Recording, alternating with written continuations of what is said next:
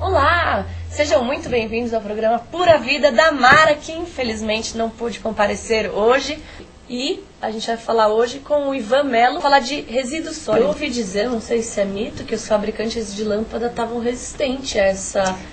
Na verdade, o custo, o que acontece no caso... receberem de volta o material que eles mesmos... Por quê? Porque a dificuldade que tem, por exemplo, nas lâmpadas fluorescentes, numa situação de exemplo, é muito simples. A logística de transporte da lâmpada é quase impossível, porque você não pode quebrar a lâmpada para poder fazer a reciclagem.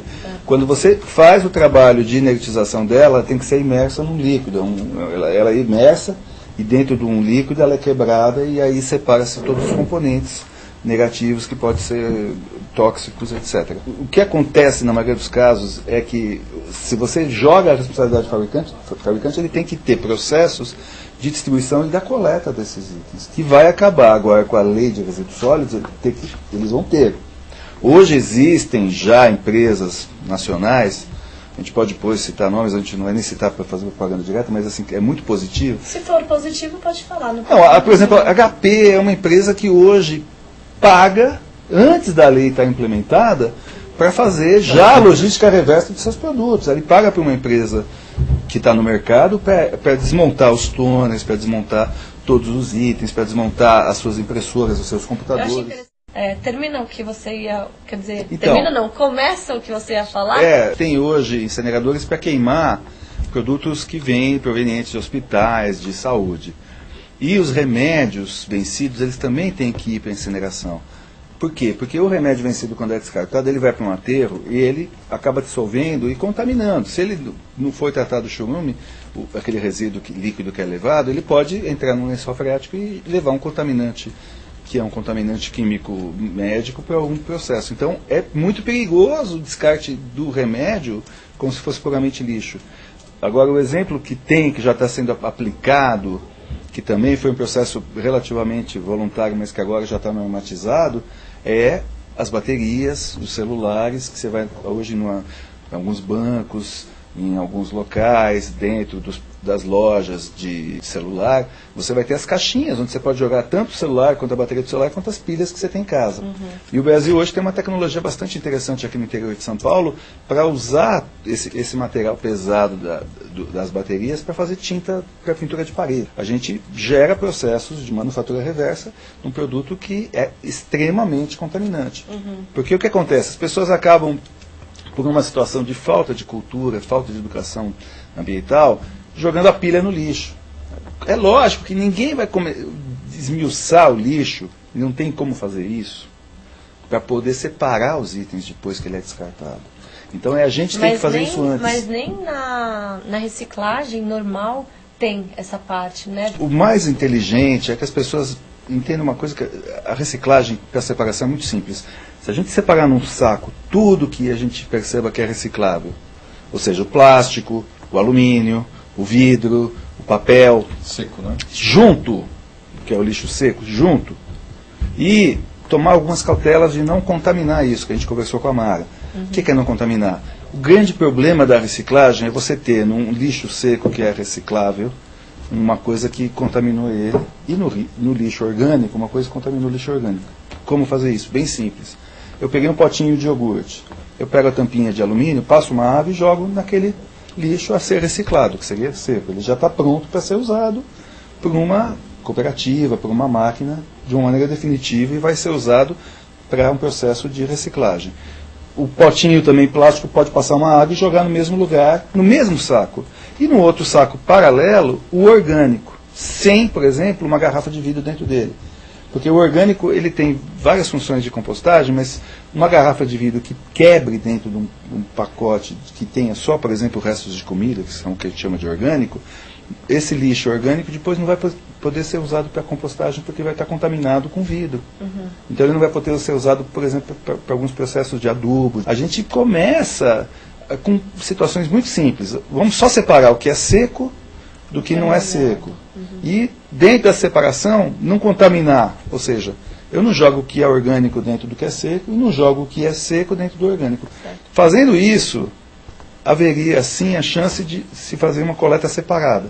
Não há necessidade de separar tudo por item por, porque, na verdade, os mecanismos automatizados e os mecanismos manuais de reciclagem, hoje, separam. O plástico chega lá, passa numa esteira, é tudo separado. Aqui no Brasil, manualmente ainda, mas com processos europeus bastante interessantes, onde há máquinas que realmente, sozinhas, percebem por processos óticos, processos de densidade, a separação mecânica e muito inteligente de todos esses componentes dentro desse processo de reciclagem. Tudo vem de onde? De novo, da educação ambiental. E a educação ambiental começa assim na escola, com as crianças, porque quando a gente consegue entregar para a criança a mudança de percepção disso, nossa, é a melhor ela coisa. cobra a família. O ponto vai receber também isso que a gente chamou de lixo seco. Aquele material chegando lá vai para uma cooperativa para ser separado.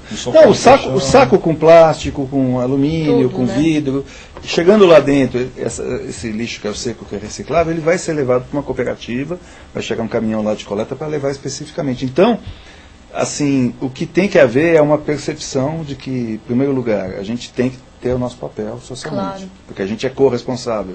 Não adianta cobrar tudo do governo. É lógico que o governo tem que fazer a sua parte, e no caso de São Paulo, isso é feito. Os dois têm que fazer, né? Todo mundo tem Todo que mundo tem saber que fazer conjuntamente. o seu papel.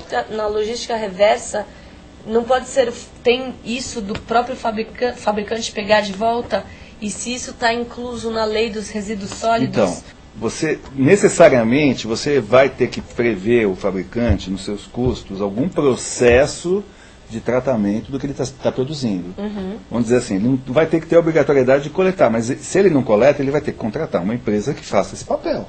E tem empresas que fazem isso. Então, tem empresas especializadas em coletar esse material e levar para um lugar onde ele vai ser desmontado e reaproveitado integralmente. Todas as Mas peças. não é a própria empresa fabricante. Mas ela que paga. Todos os serviços brasileiros, assim, quando a gente paga uma conta de telefone, 1,5% da conta vai para o Fundo de Universalização da Telefonia. Quando a gente paga outros impostos, a gente tem uma cota que já é para algumas funções específicas. No caso da eletricidade, existe uma cota de 1,5% que vai para, né, fazer processos de melhoria o uso da energia, ou seja, fazer as pessoas tanto terem consciência da economia, quanto começarem a possibilitar que elas usem equipamentos de menor uso de energia, porque você tem duas maneiras, ou você gera mais energia para suprir a demanda, ou você diminui dentro da casa o que consome energia.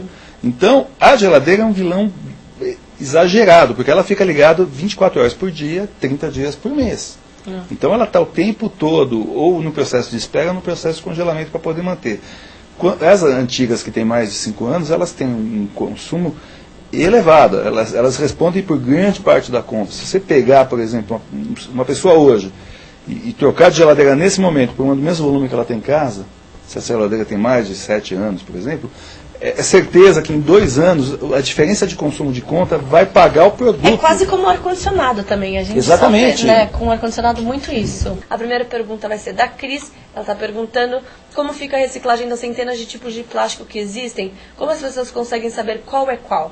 Então, Cris, você não tem que se preocupar com isso. Entenda uma coisa. Tanto o processo mecanizado quanto o processo manual, você, se você chegar numa cooperativa, uma boa cooperativa, se separam 85 a 90 produtos de uma única entrada de resíduo seco. O que quer dizer isso? Quer dizer o seguinte, a tampinha da garrafa PET, ela vai para um saco, porque ela é usada numa parte da produção específica e tem um valor. A própria garrafa vai para outro, é usado para outros processos. Inclusive hoje, fabricação de camiseta, tem camisetas da Copa, usando PET, porque com 4 garrafas PET você faz uma camiseta. Pode experimentar, um dia vocês vão ver e pega na mão, que é muito interessante. Então você, como consumidora, assim, a nossa preocupação é sim separar o seco e levar, por exemplo, enquanto não há uma coleta bem feita, para um ecoponto ou algum lugar do tipo. O resto eles cuidam, mas só isso já é fantástico. Aí minha outra pergunta, é verdade que um corte feito com uma lâmpada fluorescente é muito perigoso? Por quê? E no caso da lâmpada, ela tem gases dentro dela e alguns componentes para poder manter ela coesa, apesar de tão fina, que funcionam como anticoagulantes. Então, quando você corta com aquela lâmpada fluorescente, aquele pozinho branco entra e não deixa o sangue fazer o coágulo, ou seja, fechar o machucado. É por isso que o corte com uma lâmpada fluorescente é tão perigoso.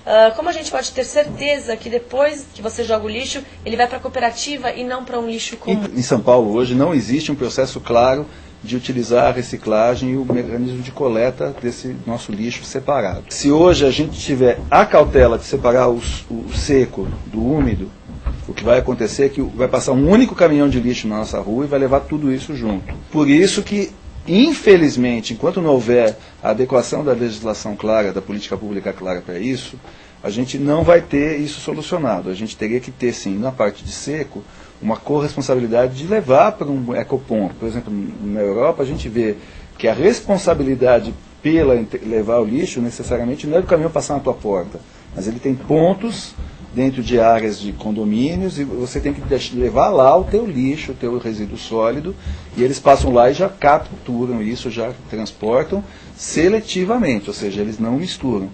A gente tem em São Paulo hoje um processo que mistura tudo, então, mas não é por isso que a gente vai deixar de fazer um papel de separar, porque, de certa maneira, se a gente não começar uma ação, a hora que logo a adequação da lei estiver funcionando e os processos de coleta estiverem separados, a gente não vai ter a cultura de já estar separando. Então, tenha certeza que é muito simples o processo de separação e essa prática não vai demandar dificuldade para ninguém.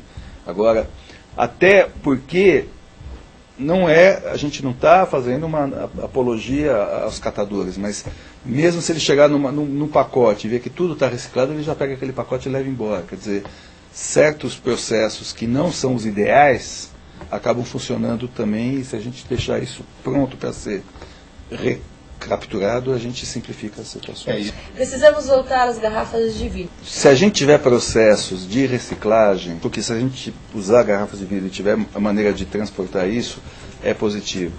A utilização delas vai demandar em menos necessidade de fabricação de envases, de recipientes para poder revender. Uma garrafa pode usar por 30, 40 vezes, são 30, 40 garrafas de PET que a gente não vai estar fazendo.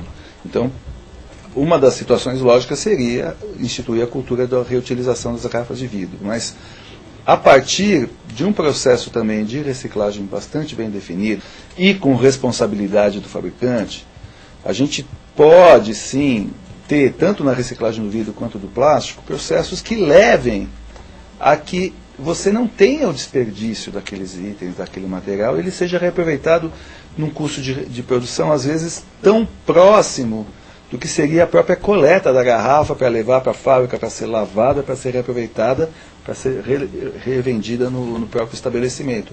Então, a garrafa de vidro demanda numa logística de transporte. E, ao mesmo tempo, se você tiver uma reciclagem num fator bastante importante do plástico, a gente poderia estreitar valor. Agora, do jeito que estamos hoje, onde não há a reciclagem do plástico, ou há muito pouco, menos de 1%, com certeza a instituição da garrafa de vidro de volta seria extremamente positiva e bem-vinda. Acabou, infelizmente. Tem algum e-mail para passar para quem está assistindo? Quer tirar mais alguma dúvida que eu não tenha feito a pergunta? Capit com K, K-A-P-T-E,